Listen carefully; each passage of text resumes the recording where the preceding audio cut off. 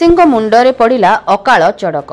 कलाहांडी जिला जूनागढ़ ब्लॉक अंतर्गत पिलिकिया पंचायतर बालीछड़ा मंडी और बालीछड़ार सब मंडी महीभर मंडी एवं जूनागढ़ ब्लॉक समस्त मंडी रे अदिनिया वर्षा लगी रही चाषी मेरुदंड भांगी जाइछि।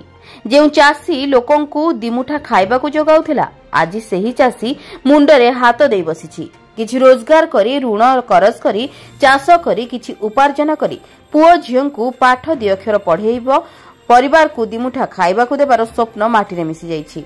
डेंगुरा पिटुथबा सरकार ना ठीक हिसाब रे मंडी चलाउछंती ना चाषीर धान उठी पारुछंती। एबे धान मंडी रे गजा हेबाकु बसिलानी हेले चाषी कोन करिवो?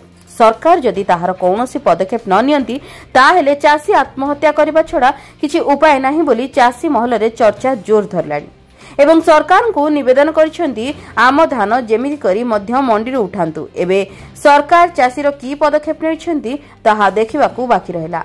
कलाहांडी समीर कुमार नाग रिपोर्ट, जन अधिकार लाइव।